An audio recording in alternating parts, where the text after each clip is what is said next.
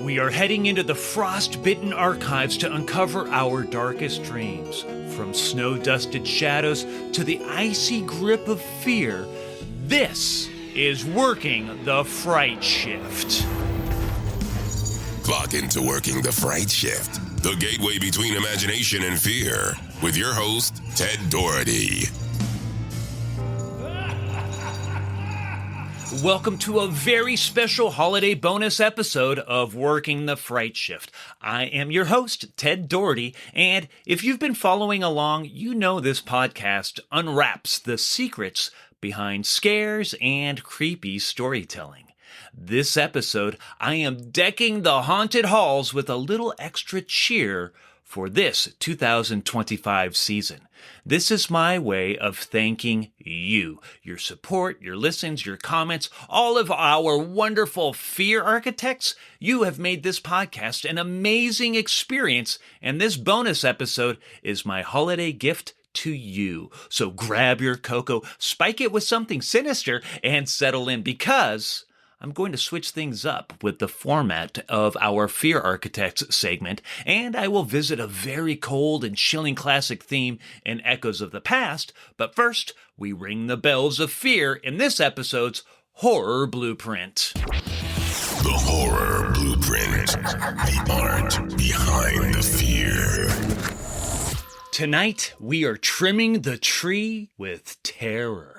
That's right, we are diving into the snow-drenched world of holiday horror. Now, before I get to the blood-spattered gift wrap, we have to talk about tradition. Long before Coca-Cola gave Santa his jolly red makeover, Christmas was a time for ghost stories. In Victorian England, families gathered around the hearth to share tales of the supernatural. Charles Dickens' A Christmas Carol wasn't just a moral fable, it was a ghost story. The cold, the isolation, the flickering candlelight. It all made the perfect setting for eerie spirits. There was also The Wondersmith by James O'Brien from 1859. This horror story features a sinister toy maker who conspires to animate wooden dolls with evil souls. On Christmas Day, these possessed toys are meant to murder unsuspecting children. That's pretty hardcore for an 1859 story. It's a macabre twist on gift-giving and one of the earlier examples of horror meets holiday storytelling. There's also holiday legends with horror roots like Krampus and many others. There's Frau Perkta from Austria, Germany, a witch-like figure who rewards the good and punishes the wicked during the 12 days of Christmas. Known for slitting the bellies of those who disobey holiday customs, that's horrific. She's a terrifying counterpart to Santa Claus and a cautionary tale rooted in alpine folklore. Along with Krampus, this creeping creep is another example of tons of ancient holiday monsters. There's the Yule Cat from Iceland, a monstrous feline who prowls during Christmas, devouring anyone who hasn't received new clothes. The legend was used to encourage generosity and hard work, but its imagery, giant glowing eyes in the snow, it's a pure nightmare. These stories and legends enrich the seasonal horror landscape, offering historical depth and folklore. So when horror filmmakers began twisting Christmas into something sinister, they weren't breaking tradition, they were reviving it.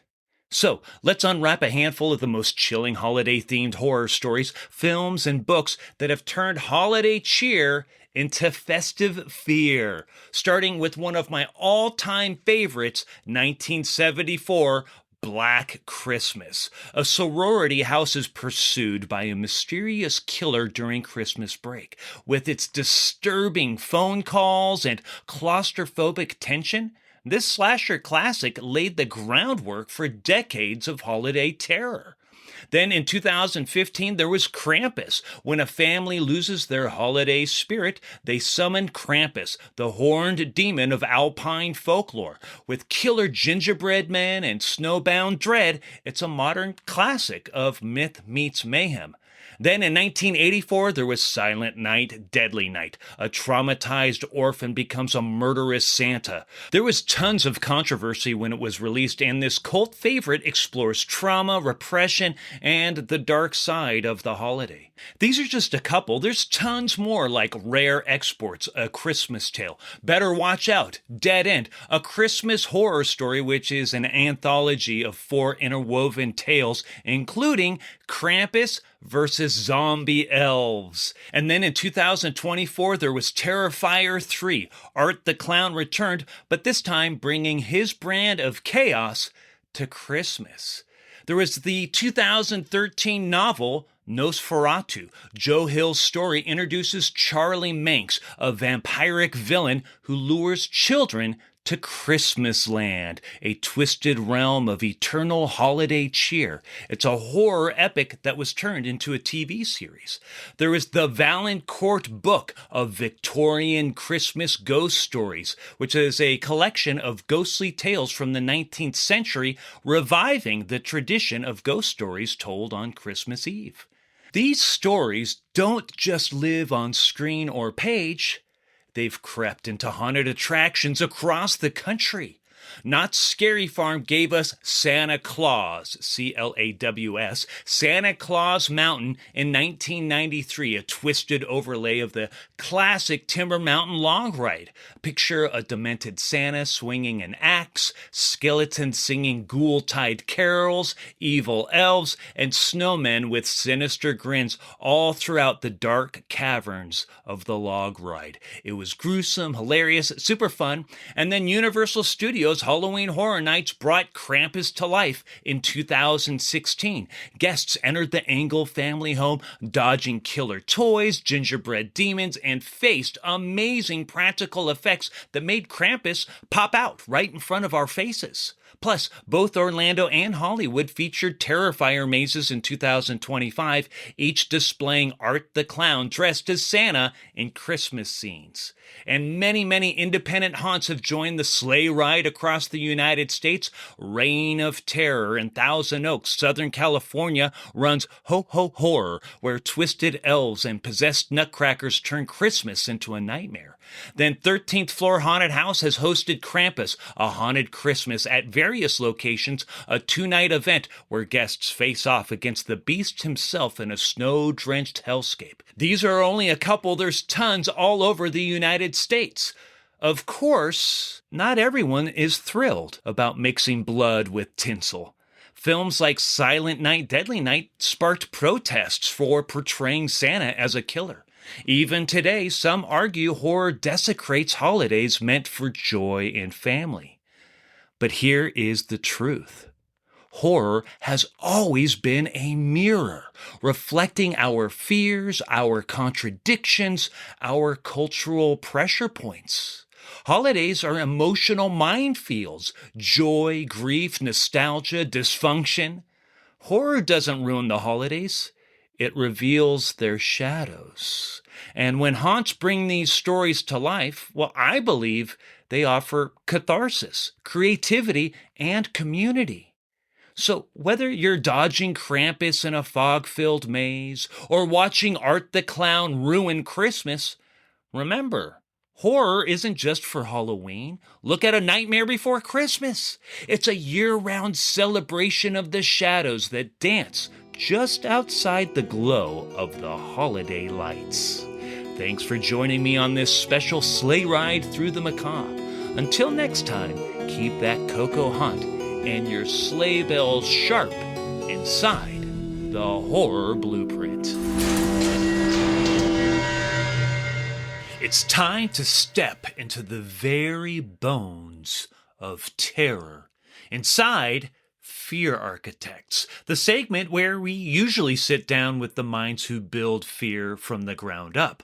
But this episode, we are breaking the mold because there's no guest waiting in the wings. Instead, we turn our spotlight toward one of the greatest architects of fear in history, a figure whose influence echoes through horror, cinema, and beyond, and the very way we imagine the unknown.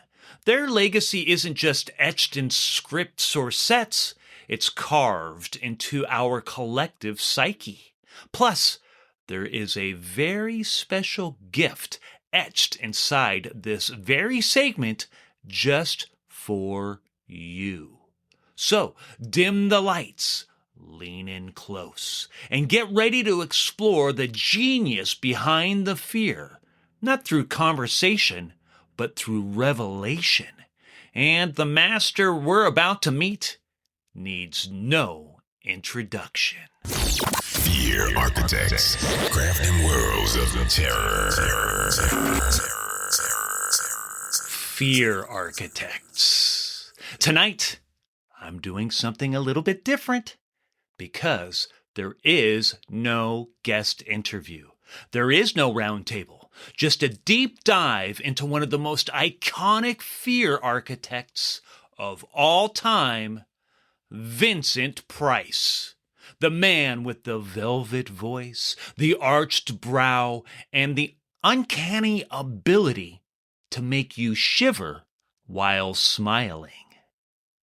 Vincent Leonard Price Jr. was born in 1911 in St. Louis, Missouri. He studied art history at Yale and the Courtauld Institute in London, which explains the cultured air he carried into every role. But it wasn't long before the stage and then the screen called.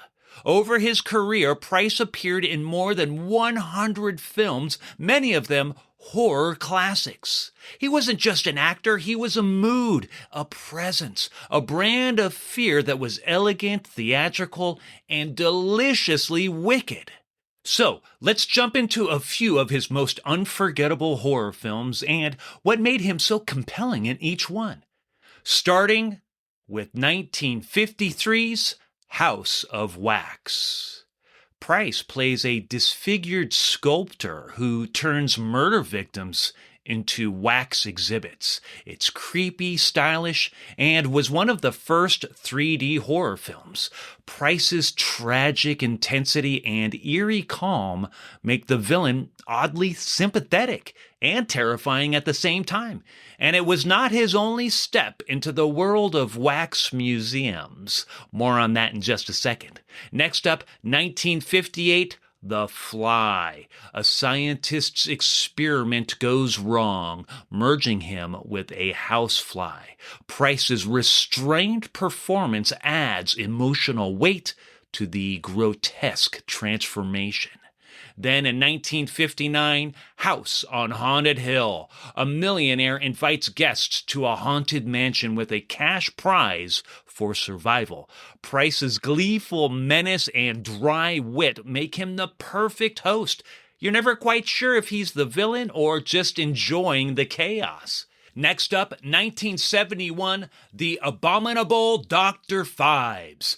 A vengeful doctor uses bizarre, biblical-themed murders to punish those he blames for his wife's death. Price's silent, stylized performance is mesmerizing. He doesn't speak, yet he dominates every scene. Then in 1973, Theater of Blood. An actor takes revenge on critics by reenacting Shakespearean deaths. Price is both hilarious and horrifying, blending camp with cruelty in a role that celebrates his theatrical roots. Then in 1974, Madhouse. Price plays a horror actor whose life unravels after his fiancée is murdered. Years later, he returns to the screen, but the killings start again. It's a meta-horror gem with Price playing a version of himself haunted by fame and fear. Then many years later, 1990, Edward Scissorhands. In his final film role, Price plays the gentle inventor who creates Edward, a boy with scissors for hands. Though brief, Price's performance is tender, a farewell from a man who gave so much to the genre. These films only scratch the surface of Vincent Price's legacy, but they capture the flavor of what he was capable of. Elegance, menace, humor, and heart, all wrapped in a voice that could chill you to the bone. So, how did Vincent Price become a horror icon beyond the silver screen?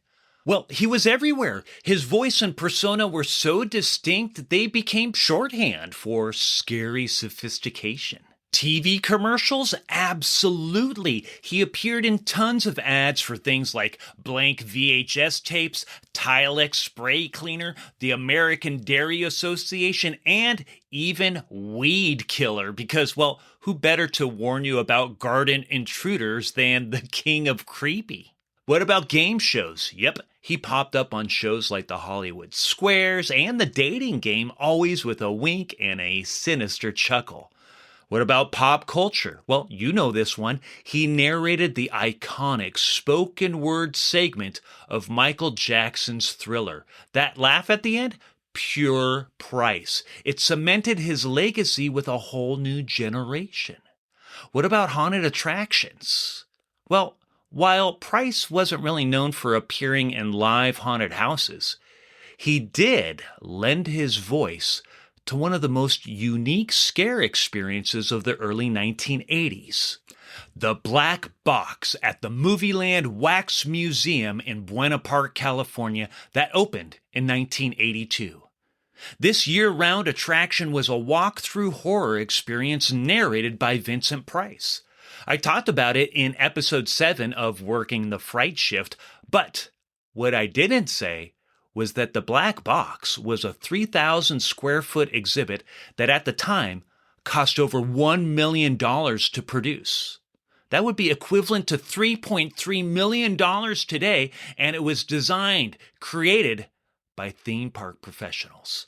I love the Black Box marketing. They told the tale of Rose Marie Kabibi. She went into the Black Box, and she was never the same. Silent forever, hair frozen straight up permanently like she had touched lightning. It was terrifying, and I was fascinated. I was way too young to go through this myself, but the thought of something so dreadful crammed into this mysterious box, because I honestly believed it was a real black box people stepped into, because, well, that's what the marketing images showed. People running terrified from this big black box. It was not a literal box, but it did leave a total mark on me. There hasn't been any videos of this attraction that have ever surfaced, but guess what? Thanks to an anonymous source from the Black Box Facebook group, I have a clip of the original audio to share with you for this very special episode as a historic archive. But before I play it, I want to set the scene. The Black Box portion was in the middle of the Movieland Wax Museum, so guests saw the regular exhibits and came upon the Black Box, and then they entered, small groups at a time, into a dimly lit library. It's elegant, heavy dark wood, a large desk, books line the walls, but at the centerpiece is a coffin locked shut. Suddenly, Vincent Price's voice echoes from within, and he outlines to the group what they're about to go into. From there, guests are led into a recreated set of the movie Halloween from 1978, the finale bedroom scene where Michael Myers lurks in the shadows. I have removed the background soundtrack, but you'll get the idea. Next, the group walked into Altered States from 1980 and into that set, a sleep deprivation chamber pulsing with light and sound, simulating the descent into madness. Finally, Alien from 1979 and into the spaceship interior, cold metallic corridors, a flickering strobe, and the sense that something is watching from the vents. Each room was a cinematic homage, screen quality. This was officially licensed. It was a big deal. And Price's narration kicked it off with eerie elegance. So concentrate and let the present fade and summon your deep imagination. It's 1982. The air is thick with anticipation, and you are about to cross the threshold into the black box at the legendary Movieland Wax Museum.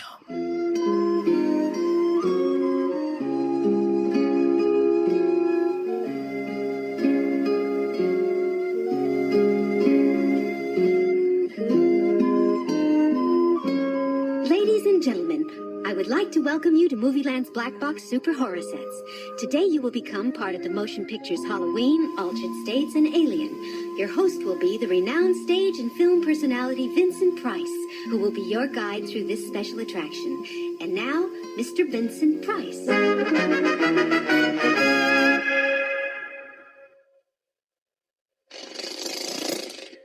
Mr. Price. Mr. Price.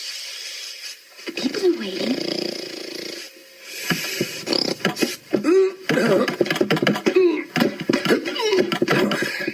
Oh, it seems like I'm temporarily indisposed. Oh, what a shame. I had this beautiful speech all ready for you, but my notes are on my desk. Anyway, it's too dark to read in here. Years ago, it was good enough just to scare people. A little makeup, an evil laugh.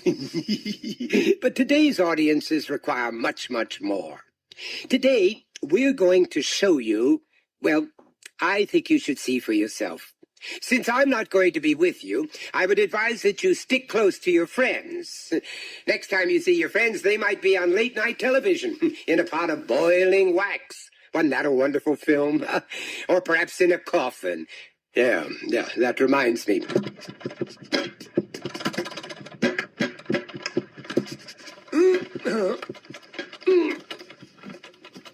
Ladies and gentlemen, welcome to the set of the motion picture Halloween. Today we're going to give you an example of the control movie makers have when filming on a soundstage. Here in the soundstage it can become nighttime anytime we wish. Our stage technician will initiate the lighting effects. Okay, here it goes. How about that? You see, in shooting movies such as Halloween, it's almost always nighttime, but here we'll show you an example of the same set at high noon. Harry, what's going on there? I don't know. This stuff's going crazy. Hang on, folks. I'll see what it is. Help! Let me in! Open the door!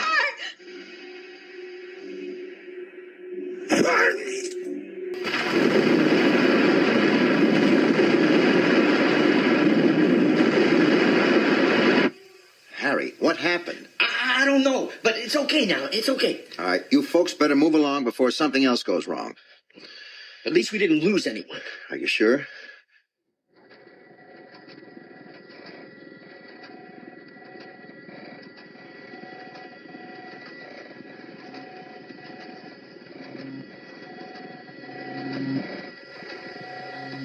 Ladies and gentlemen, welcome to the Salt Submersion Center. Here we engage in body submersion experiences. Weightless and free, the mind is released from its usual function and is free to explore its altered state. Even though our experiments border on the fringes of known sciences, we believe that what we're doing is perfectly safe. Our test subject will soon be coming out and will discuss his experiences with you. Okay, Bill, time's up. Ladies and gentlemen, we carefully monitor all vital signs in order to protect the test subject. Bill, you okay? Bill! Abandon the tank immediately! Bill!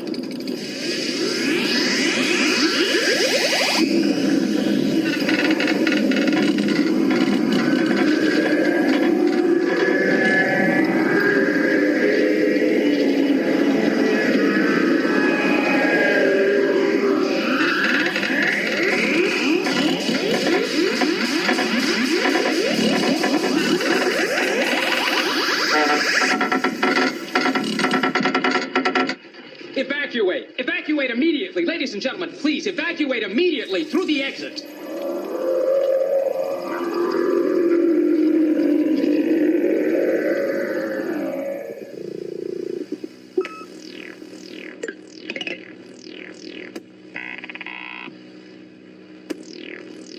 This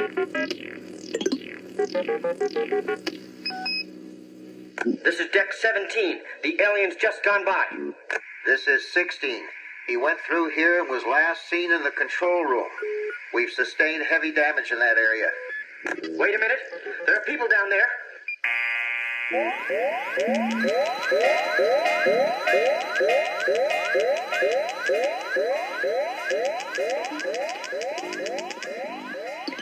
This is damage control. You can't get them out. The doors are jammed. Wait a minute. Maybe they can get through the ventilation shaft. I'll try to get the hatch open.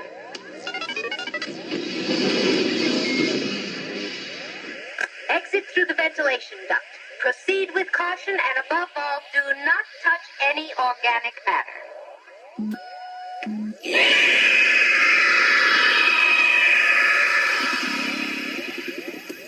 The main shaft is blocked. Do not go through the exit. I repeat, do not go through the exit. Your only escape is through the distribution manifold to your left. That's to your left. Please proceed with caution.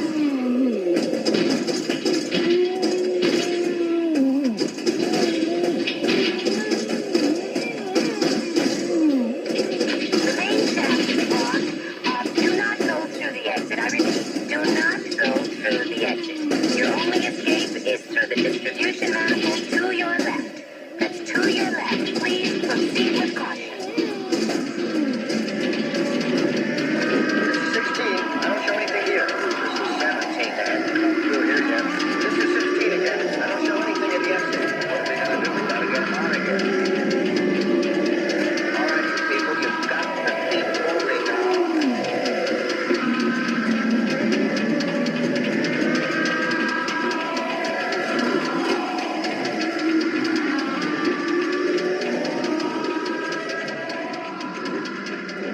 Pretty fun, right? Unfortunately, the black box closed after only a couple of years and was replaced with a standard Chamber of Horrors in 1985.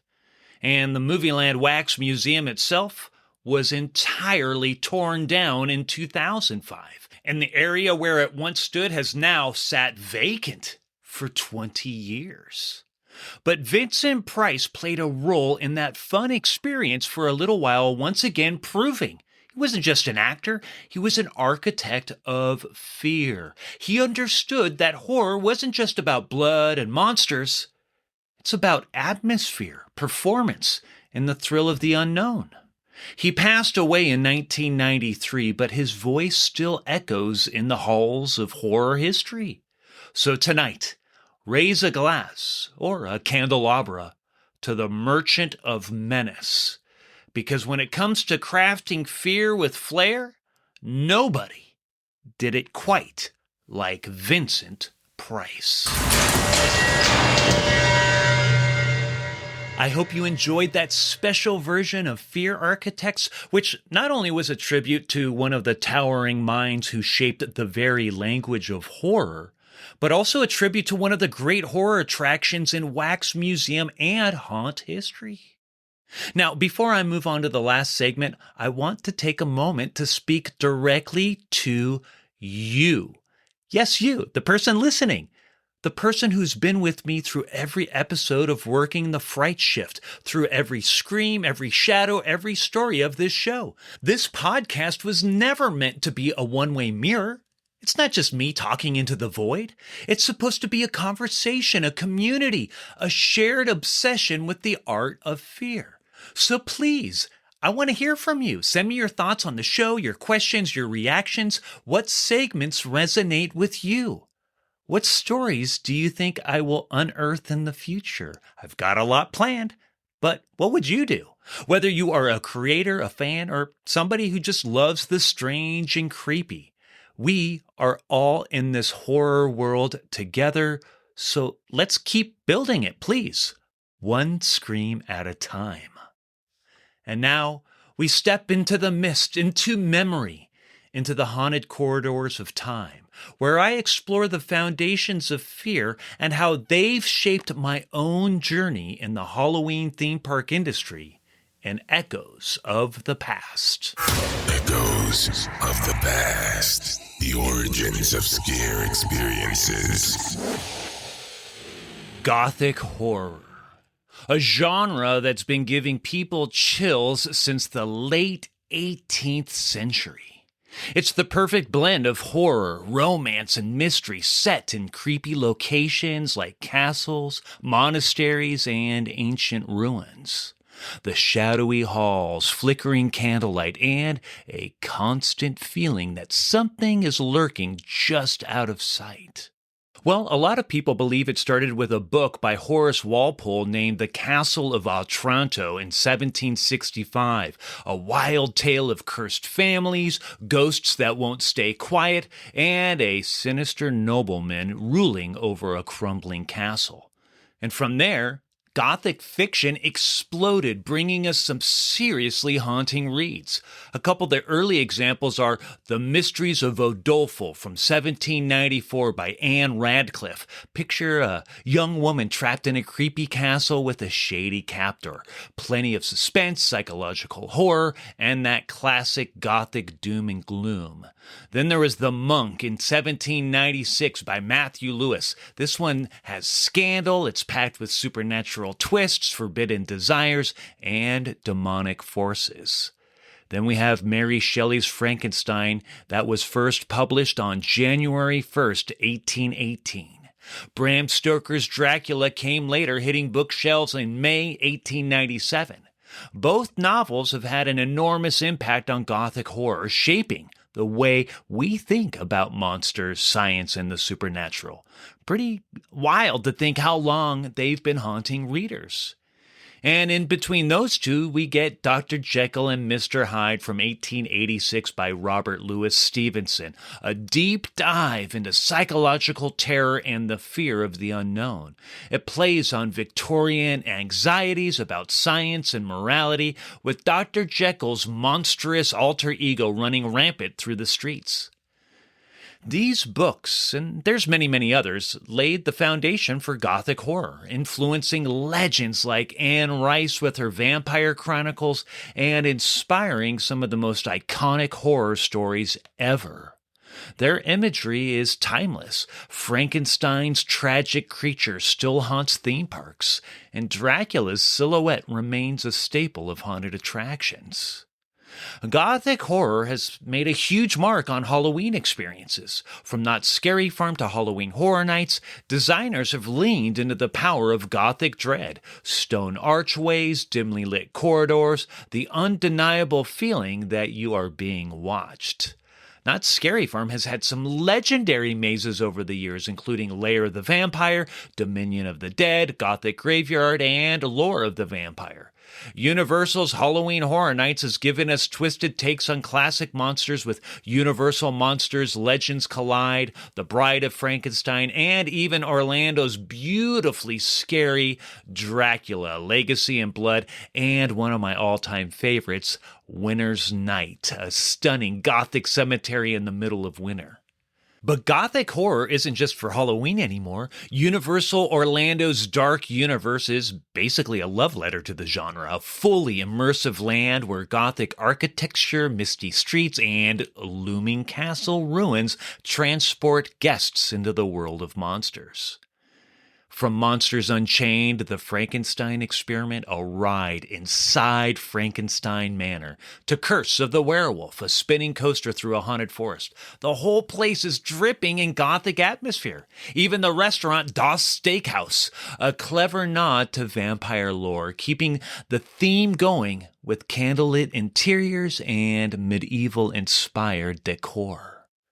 And beyond theme parks, Gothic horror has crept into unexpected places like Love Bites, a Valentine's Day haunt I helped bring to life with John Cook and Amy Holloman for 13th Floor Entertainment Group in Denver, Colorado in 2019. This was an immersive horror experience. The premise was that vampires were creating a fake Valentine's Day party to lure humans to them. Guests were blindfolded as they entered the attraction. This was an overlay to an existing portion of the permanent 13th floor attraction there in Denver. But once the blindfolds were removed, guests interacted with these characters that combined theatrical elements and traditional scares. We were really inspired by the dark humor of What We Do in the Shadows, and we felt it gave a fresh, playful twist to classic Gothic vampire lore. For me, Gothic horror is more than just a genre.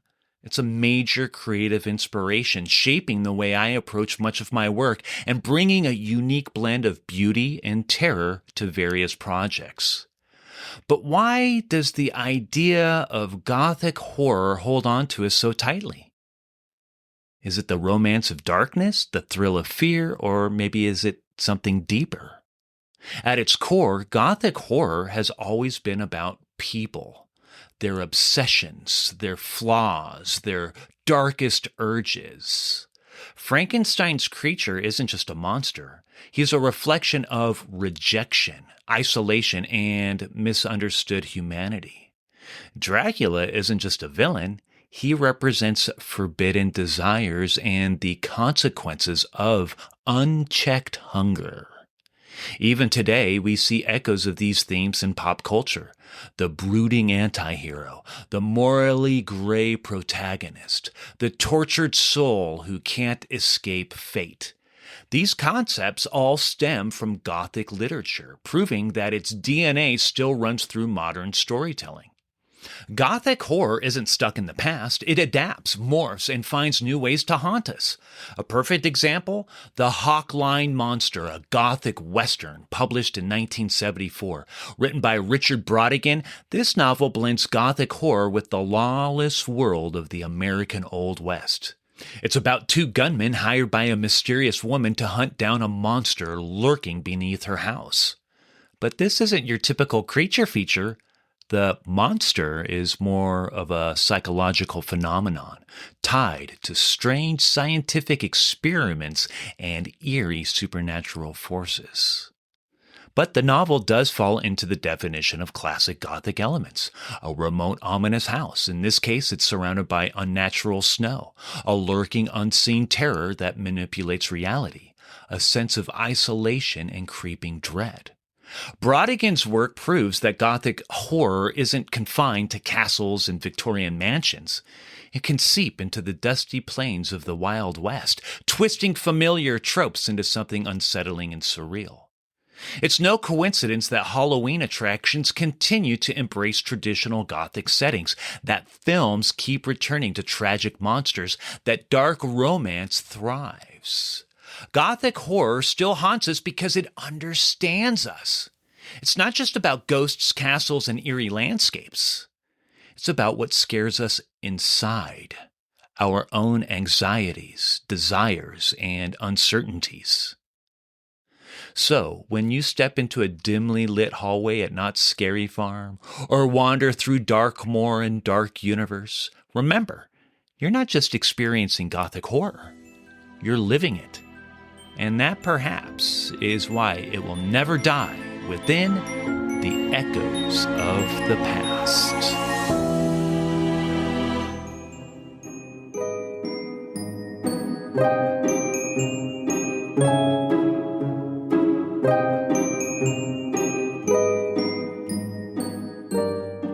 And just like that, our shift comes to a close. Thanks for tuning into this special holiday bonus episode of Working the Fright Shift. Happy holidays, everybody. Within these stories is the blueprint of fear itself, how we face it, how it transforms us, how we create it, and sometimes how it sets us free. If you liked what you heard, do us a favor and tell a friend to tell a friend. Give us a good review, 5 stars, and help spread the word. Thanks for spending your nightmares with us. I'm your host, Ted Doherty. Beast wishes, and until we meet again, it's officially time to clock out of Working the Fright Shift.